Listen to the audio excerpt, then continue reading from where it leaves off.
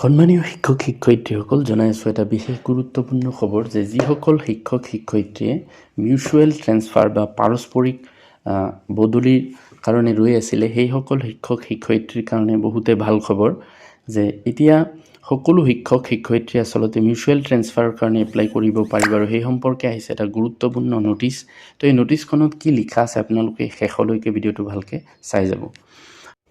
তো নটিচখন ওলাইছে 10/3/2024 তাৰিখে আৰু নটিচখনত কি লিখা আছে মই অসমীয়াত পঢ়ি দিছোঁ, আপোনালোকে চাই যাব যে এই নটিফিকেশ্যনখনত আছে যে যিহেতু অসমৰ প্ৰাথমিক আৰু মাধ্যমিক শিক্ষক নিয়ন্ত্ৰণ আৰু পদস্থাপন আইন 2020 ধাৰা 8 অনুসৰি শিক্ষকসকলৰ পাৰস্পৰিক বদলি প্ৰতি বছৰে অনলাইন পদ্ধতিৰে স্বচ্ছভাৱে কৰা হ'ব লাগে আৰু এই বদলিয়ে ছাত্ৰ ছাত্ৰীৰ শৈক্ষিক সহায়ত কোনো বেয়া প্ৰভাৱ নপৰাকৈ হ'ব লাগে আৰু এনে পাৰস্পৰিক বদলি কেৱল একে মৰ্যাদাৰ শিক্ষকসকলৰ মাজতেই অনুমোদিত হ'ব।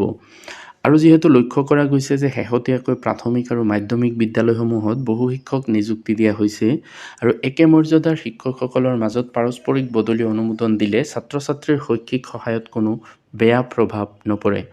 আৰু যিহেতু শিক্ষকসকলৰ পাৰস্পৰিক বদলিয়ে বিদ্যালয়সমূহৰ ছাত্ৰ শিক্ষক অনুপাত PTR-ত কোনো প্ৰভাৱ নপৰে, এতেকে জনস্বাৰ্থত প্ৰশাসনিক সুবিধাৰ বাবে আৰু শিক্ষকসকলক স্থানগত সুবিধা প্ৰদান কৰি ছাত্ৰ ছাত্ৰীৰ স্বাৰ্থত গুণগত শিক্ষা নিশ্চিত কৰাৰ উদ্দেশ্যে অসম চৰকাৰৰ স্কুল শিক্ষা বিভাগে আগতে জাৰি কৰা আদেশসমূহ আংশিক সংশোধন কৰি তলৰ নিৰ্দেশনাসমূহ জাৰি কৰিছে।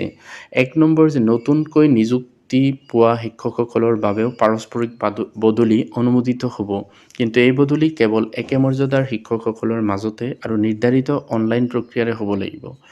2 নম্বৰ আগতে যি নিয়ম আছিল যে এজন শিক্ষক এবাৰ বদলি হোৱাৰ পিছত 2 বছৰলৈকে পুনৰ আবেদন কৰিব নোৱাৰে, সেই নিয়ম এতিয়া বাতিল কৰা হৈছে।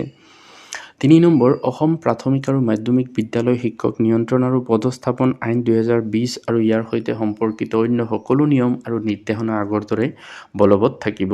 সমগ্ৰ শিক্ষা অসমৰ মিছন ডাইৰেক্টৰ, প্ৰাথমিক শিক্ষা সঞ্চালক আৰু মাধ্যমিক শিক্ষা সঞ্চালকে এই জাননীৰ ব্যৱস্থা কাৰ্যকৰী কৰাৰ বাবে অনলাইন শিক্ষক বদলি পৰ্টেলৰ জৰিয়তে প্ৰয়োজনীয় ব্যৱস্থা ল'ব। এই জাননী তাৎক্ষণিকভাৱে বলবৎ হ'ব।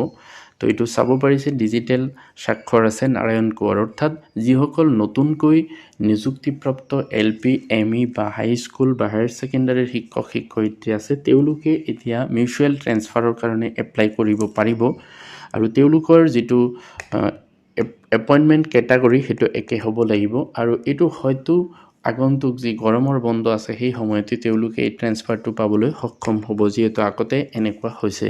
তো ভিডিঅ'টো ভাল লাগিলে লাইক এটা কৰি দিব আৰু মোৰ চেনেলটো ছাবস্ক্ৰাইব কৰি থ'ব। Thank U.